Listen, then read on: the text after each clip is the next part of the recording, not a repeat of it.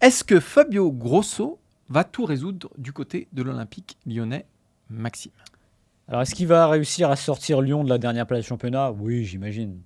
Je ne suis pas très inquiet d'ailleurs sur l'avenir de Lyon, si on pourrait parler de relégation. Ah ouais? Non, je suis pas inquiet. Tu sais pourquoi je suis pas inquiet? Non. Je pense que les clubs, les gros clubs qui risquent d'être relégués, ce sont ceux qui commencent à se planter au milieu de la saison. C'est-à-dire que là, tu peux plus redémarrer la machine.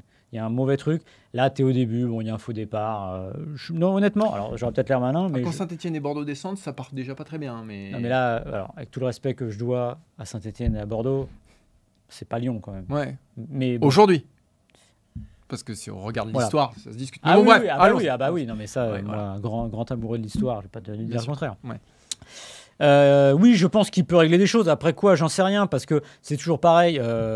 Si vous allez sur eurosport.fr, vous verrez un article qui présente Fabio Grosso. Évidemment, il a des idées arrêtées, il est strict, mais il aime le jeu, voilà, en gros. Comme à peu près 99%. Moi, je rêve du jour où un entraîneur va arriver dans un club et on va le présenter comme un mec qui n'aime pas le jeu, qui veut laisser le ballon et qui veut casser les adversaires. Mais bon, bref.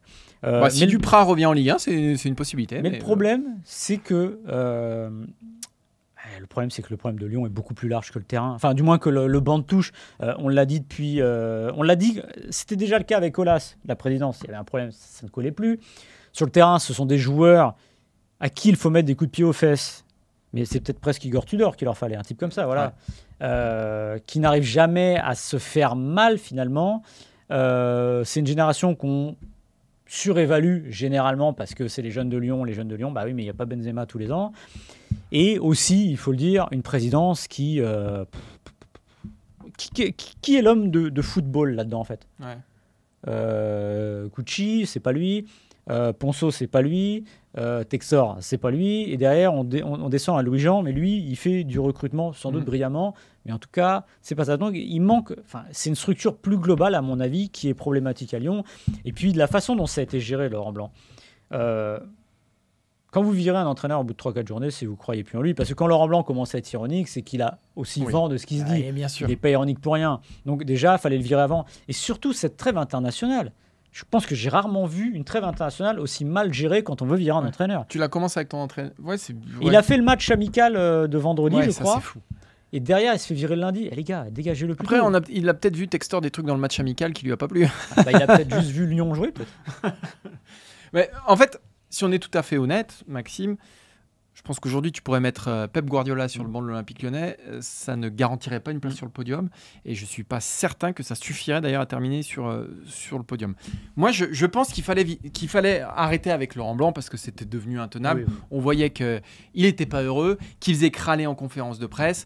Et puis, on était dans ce truc où, effectivement, comme tu dis, je ne suis pas sûr que c'était l'entraîneur qu'il fallait parce qu'on est dans un club où on a tendance, effectivement, à être dans un... Les joueurs sont chouchoutés, sont dans un espèce de truc molletonné et Laurent Blanc, ce n'est pas le mec qui va te remuer tout ça. C'est pas...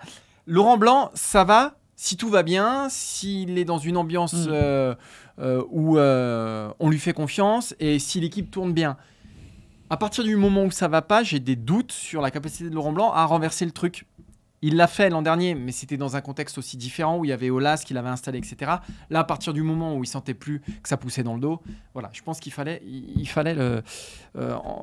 mettre un terme à l'aventure Laurent Blanc. Est-ce qu'il fallait pour autant faire confiance à Fabio Grosso ? Moi, je ne sais pas, je suis honnête, j'en sais rien pour le moment. Mais personne ne sait. Personne ne sait. Mais juste si je parle du profil. Spontanément comme ça, pour reprendre Lyon qui est dans un tel trou, là c'est quand même une crise majeure parce qu'on est dans une crise de résultats, on est dans une crise d'autorité, on est dans une crise, voilà ce que tu disais très bien, on ne sait pas qui fait quoi à Lyon. J'aurais spontanément mis quelqu'un qui a des références et qui connaît très bien la Ligue 1. J'aurais mis un entraîneur avec les reins solides. Là, on met un entraîneur qui a tout approuvé, qui n'a jamais entraîné une équipe de ce niveau-là, en tout cas pas de ce niveau-là. Aujourd'hui, ils sont derniers de Ligue 1, mais une équipe qui ambitionne, on va dire, à retrouver au moins l'Europe, mais si ce n'est qui est dans son effectif taillé pour le podium de Ligue 1. Je ne sais pas si j'aurais misé sur un talent comme ça. Alors peut-être effectivement qu'il a plein d'idées, etc., mais pour moi, il va me manquer de référence. Et si je devais le comparer à Gattuso, alors pas en termes d'entraîneur mais en termes de caractère par exemple, et ben moi j'aurais été curieux de voir Gattuso Je pense que c'est peut-être la plus grosse teigne du football du 21e siècle. Dans ce contexte-là,